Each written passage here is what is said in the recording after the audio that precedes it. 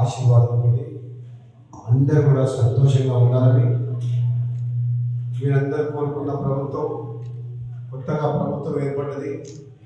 నన్ను మీరందరూ గెలిపించినందుకు మీ అందరూ కూడా పేరు పేరున ధన్యవాదాలు. సోదరులందరూ కూడా ఈ పురస్కారాన్ని పండుగ పురస్కారాన్ని సందర్భంగా మీ అందరూ కూడా హామీ ఇస్తున్నా. గతంలో కూడా ఈ చర్చ్ రిపేర్ చేసినప్పుడు కూడా నేను నా వంతు సాయం చేయడం జరిగింది. అదేవిధంగా చాలా బ్రహ్మాండంగా ఉంది. రాబోయే రోజుల్లో కూడా ఎప్పుడు ఏ అవసరం ఉన్నా తప్పకుండా నా వంతు సహకారం అందిస్తాను.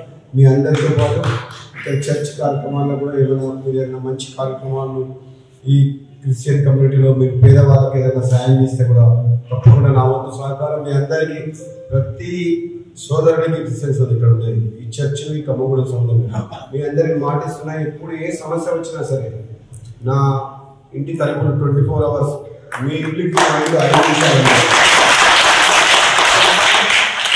3 నిమిషాల్లో మా ఇంటికి రావచ్చు. మునుగోడులో నా క్యాంప్ ఆఫీస్ కాబట్టి ఎప్పుడు నా డోర్స్ ఓపెన్ ఉంటాయి మీ అందరి కోసం. ఏ కష్టం వచ్చినా ఎటువంటి వ్యక్తిగత సమస్య వచ్చినా ఎవరికైనా సరే మీ కుటుంబ సభ్యుడు శాసనసభ్యుని కాదు మీ కుటుంబ సభ్యుని. మేము పాలకులం కాదు సేవకులం అని చెప్పి మా గవర్నమెంట్ అంటుంది. పాలకులం కాదు మీరు సేవకులు, మీకోసం పనిచేస్తున్నారు. మీరు ఎన్నుకున్న ప్రజాప్రతినిధులు మీ కుటుంబ సభ్యులు మీరు సేవకులు. మీ సేవకులుగా తప్పకుండా మీకు అన్ని కష్టాల్లో ఏ సమస్య వచ్చినా మేము ఉంటామని చెప్పి తెలియజేస్తూ మీ అందరికీ కూడా Christmas happy Christmas. Thank you.